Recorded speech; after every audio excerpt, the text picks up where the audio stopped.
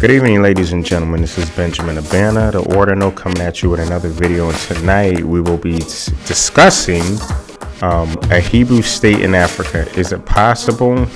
Is it sustainable? And if it is, when or if it does happen, when will it happen?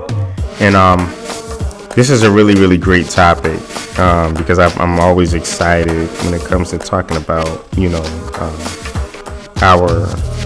our future. And I think it's very vital.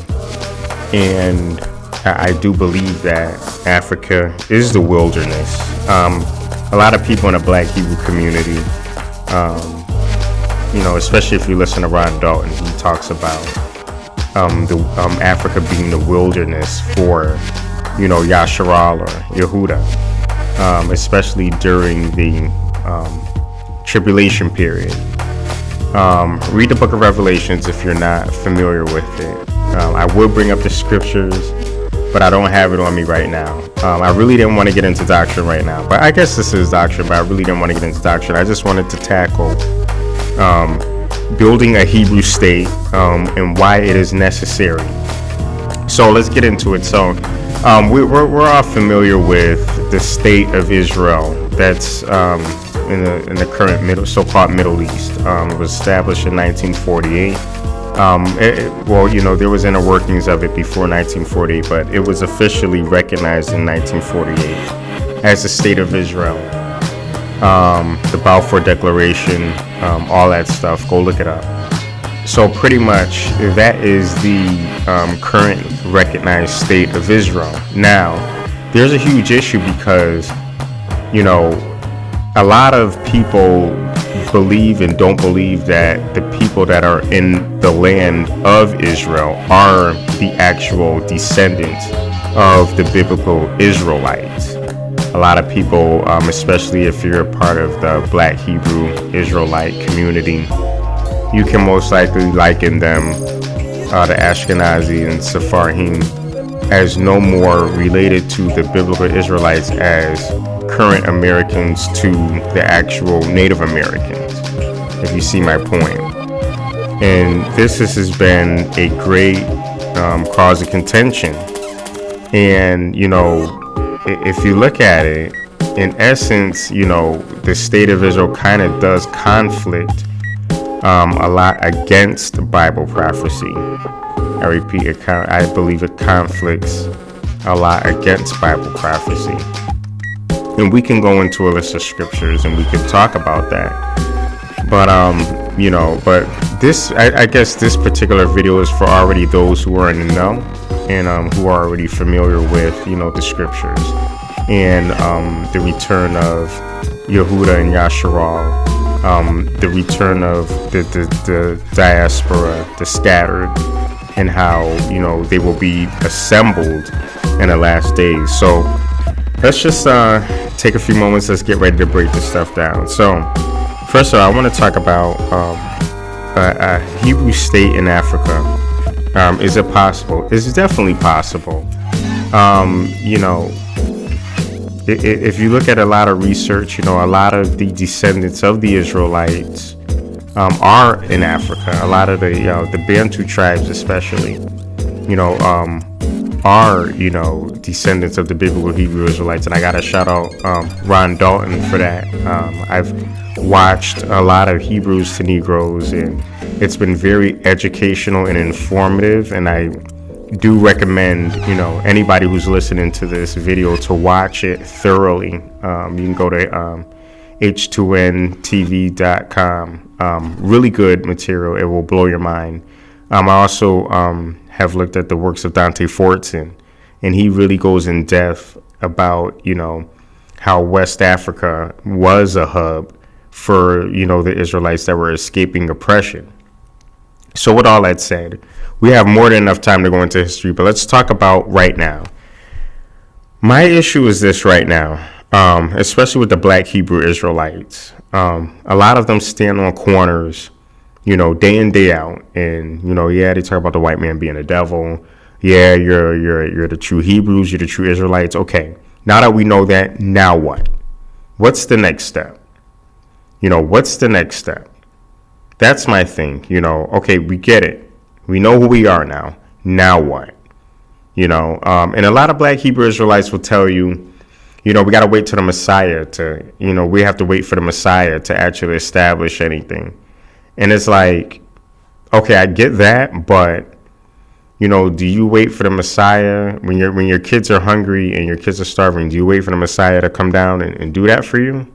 No, you're going to do it yourself. You're going to do what you need to do in order to progress. And I think, and no disrespect to the Black Hebrew Israelites, I think the Black Hebrew Israelites are afraid of doing a lot of the hard work that it would take to actually establish a nation. I think they're comfortable, spitting doctrine from street corners. And I think that's all they really want to do. I don't think they, I see all these flyers and stuff about Black Hebrew Israelites and assembling the army, but I don't think they're really serious about assembling a real, combat entity to actually, defend our people and fight for our people, I applaud them giving us knowledge, but what I don't applaud about the Black Hebrew Israelites is, it just seems some of their scholarship really seems juvenile. You know what I mean? It's like when they're debating some people, it's kind of like, man, stop, dude. You sound like you have no kind of scholarship whatsoever. But God bless them. God help them. I hope that they can see beyond a lot of the superficial things and start focusing on what's important. Getting a Black Hebrew Israelite bank, a Black Hebrew Israelite hospital, a Black Hebrew Israelite economy, a Black Hebrew Israelite army. Without any of these, we can preach about who we are all day.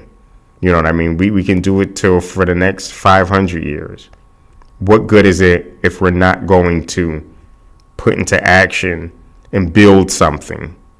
You see what I'm saying? So let's get back to the topic. So a Hebrew state in Africa, definitely possible. It would take a lot of participation, though. And that's the thing with a lot of our people.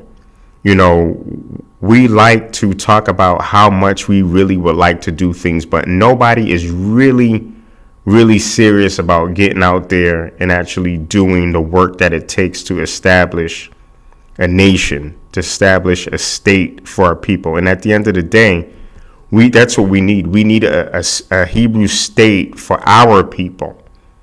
The Ashkenazi Jews have one. The Sephardim, they have one. We need this. We need the diaspora state of Yasharal. That's what's necessary right now. If we could all, what divides a lot of us is doctrine. If we don't agree on doctrine, then we just totally just shut out anybody. We don't even go and speak in terms anymore. If we can just get past doctrine, you got to think about it. The Christian church has so many different doctrines. You have apostolic, you have Baptist, you have Pentecostal, you have Methodist, you have so many. But these people they're not going to let doctrine, separate them as far as establishing laws and a functioning government. And I think that, as a people, we need to get past doctrine. Some Hebrews believe in a virgin birth, some don't. Some Hebrews believe that, the white man is Esau and the devil. Some of us don't. I don't have a racist bone in my body. I don't hate anybody, because I've seen good black people. I've seen bad black people. I've seen good white people. I've seen bad white people. So you miss me with the whole skin color thing. Some people believe, just because you're white, you can't, have salvation. That's totally not true. If you're a white person, you can have salvation if you believe in a Messiah. At the end of the day, this has to be about the Messiah.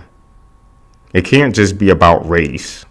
It has to be about the Messiah. And I know it may seem like I'm everywhere with this, but this is my first video, and I am sharpening or trying to hone my craft on this. But definitely, what it would take is, first of all, we need to establish some sort of accountability amongst our people. We already have, there's already people out in Africa right now scouting out land, and that's great. we need scouts. We had scouts when we first got out of Mizraim, and we were scouting out Canaan. We sent scouts over. They're over in Africa right now. They're talking with chiefs. They're doing the footwork. What we need from here is we need to establish representatives, both here in America and in Africa. We need to establish whether they be in Ghana, whether they be in South Africa, whether they be on the West Coast, Nigeria, anybody who's identifying as a Hebrew. We need to come together and establish some sort of board, a command system of accountability. Beside that, us Hebrews who work regular jobs or own businesses, if this is going to be our nation, we need to start paying taxes to establish our nation. Our nation is not going to get established on well wishes and meaning well. Also, we need to be able to use our talents to support this nation. We're not going to have our guys go over there and do all the footwork, and do we just go over and just think we're going to live the regular American life over there? It's going to be totally different. And this is the reality of not a black Hebrew state, but a Hebrew state in Africa. The reality is it's going to be under Devarim law, which means Deuteronomy law. And that's going to be the reality of it. We're not going to have a lot of Americanisms and that we allow here in America. It's a lot of people think it just may be this, Hebrew paradise. It can be, but it's also going to be very, very strict. There's not going to be a lot of, the nonsense that goes on here in America over there. So this is just my first video. I'm not going to really go too deep into the specifics of the mechanics in building a Hebrew state in Africa. I will be doing that in videos to come. But this is pretty much just like an introductory video. I am launching the Yasharal project and the Yahuda project. Those are going to be two respective projects that I'm going to be launching in order to get ourselves established on the continent. And yes, so I'm very excited. I do believe that this is our future, and I will be bringing biblical scriptures and verses in the videos to come. And definitely let me know what your thoughts are. If you are, a Hebrew Israelite or just a Hebrew, and you've been wondering about the same thing, let me know your thoughts. Let me know your comments. Subscribe. There's going to be more to come. All right. So shalom to everybody and be good. God bless.